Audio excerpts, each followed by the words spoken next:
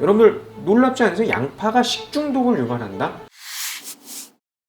한국 사람들이 앓고 있는 질병 5대 질환, 그 첫 번째 시간으로 고혈압에 대해서 말씀을 드리고자 합니다. 혈압 그러면 제일 먼저 생각나는 거는 염분 섭취를 줄여라잖아요.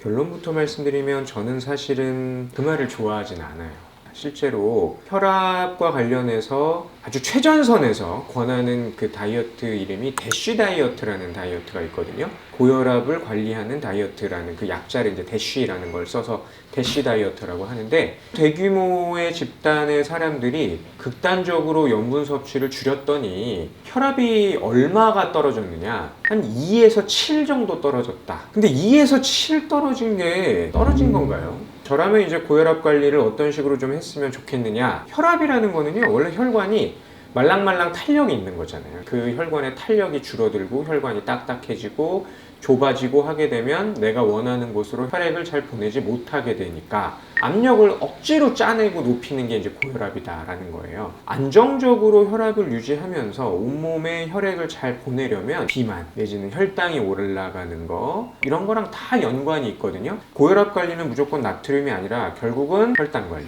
비만 관리, 혈관 관리, 이것을 다 어우러지면서 관리를 해야 이제 혈압 관리가 된다라는 것이고, 양파예요, 양파. 자, 양파의 핵심적인 성분은 무엇이냐? 퀘르세틴이라는 성분이에요. 퀘르세틴. 실제로 이 양파에 들어있는 퀘르세틴이 혈압 관리에 도움이 되느냐? 하나만 논문을 좀 소개해 드리려고 해요. 자, 2015년에 영국에서 시행된 논문인데요. 이제 사람들을 두 집단으로 나눈 다음에 한쪽에만 퀘르세틴을 섭취시키고 한쪽에는 위약을 섭취를 시킨 거죠. 이제 6주가 지난 다음에 전후 비교를 한 거예요. 실제로 위약을 섭취한 집단은 오히려 혈압이 조금씩 올라갔는데, 퀘르세틴을 섭취한 집단은 수축기 혈압, 이완기 혈압이 다 유의하게 감소되는 경향을 보였다. 어느 정도 감소됐느냐? 2에서 5 정도 감소됐다고 해요. 6주 동안. 그런데 뭐 2에서 5가 감소, 아까 제가 말했잖아요. 대쉬 다이어트라고 우리 모든 의사들이 최고의 논문이야 라고 하는 거, 염분 섭취를 극단적으로 줄였더니 2에서 7 떨어진 거나 양파에 퀘르세틴 먹었더니 3에서 5 떨어진 게 뭐가 좋다고 얘기할 수 없겠죠? 네, 확실히 효능이 있었다. 또 한 가지, 퀘르세틴이 많이 들어있는 이 양파가 단맛을 내잖아요.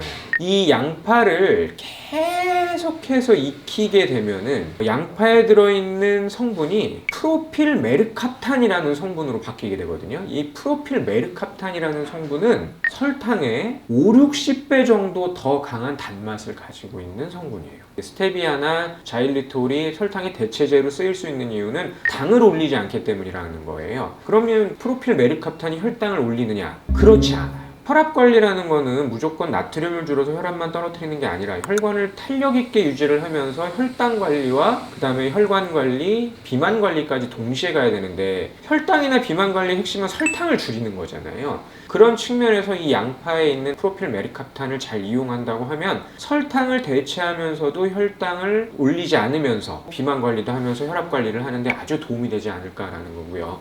제가 얼마 전에 왜 우리 묵떡볶이 한번 설명을 드린 적 있었잖아요. 그 묵떡볶이의 단맛을 내는 핵심 성분도 양파 조린물이에요. 정말 달아요. 제가 이 혈압에 도움이 되면서 혈당 관리도 하고 뭐 비만 관리에도 도움이 되는 식품으로 양파를 소개해 드린 것이다 라는 거고요. 어떤 성분? 퀘르세틴. 퀘르세틴은 어디에 많다고요? 양파의 껍질에. 그냥 생양파를 먹지 않는 이상 조리를 해서 먹을 거잖아요. 한 번 정도 씻어준 다음에 껍질째 조리를 하는 방법이 퀘르세틴을 살려 먹는 가장 좋은 방법이다. 아까 제가 그랬죠. 이 퀘르세틴은 항균 작용이 있기 때문에 양파를 오래 보관할 수 있다고. 그런데 그 껍질에 많다. 그렇다면 반대로 이 단맛이 굉장히 강한 양파를 껍질을 벗겨놓으면 균이 아주 좋아하겠죠. 그렇다고 하더라도 여기 지금 속껍질 있잖아요. 가장 바깥쪽에 있는 속껍질에는 퀘르세틴이 굉장히 많거든요. 이 정도까지만 해놔도 균이 침투하기가 어려워요. 보통 우리가 양파를 먹을 때 이제 이렇게 해서 한 번 이제 까잖아요. 그럼 이걸 다 먹기가 어렵잖아요. 이렇게 양파를 잘라놓고 한쪽을 쓰고 이렇게 보관을 하죠. 균이 아주 좋아하는 상태가 된 거예요. 절대로 이 양파를 오랫동안 이 상태로 보관한 거를 드시면 안 돼요. 저는요, 현대인이 먹는 상당수의 음식으로 유발되는 식중독은 양파 때문이다라고 주장하는 의사예요. 잘 생각해보면 그 안에 양파가 들어가는 음식인 경우가 굉장히 많습니다. 많은 분들 여기다 이제 랩 딱 씌워서 냉장 보관하는 정도까진 괜찮아요. 양파를 갈아서 소스를 만들어 놓고 오랫동안 보관을 했다라든지 다져놓은 건 아주 균이 좋아한다라고 생각하면 돼요. 잘라놓고 오랫동안 보관한 양파는 식중독을 유발할 가능성이 굉장히 높다라는 거예요. 그러니까 두 얼굴을 가지고 있는 거죠. 껍질을 벗기지 않은 양파는 효능도 뛰어나고 강력한 항균 성분을 가지고 있는 반면에 딱 잘라놓은 양파는 균에 아주 무방비한 상태가 된다라는 거예요.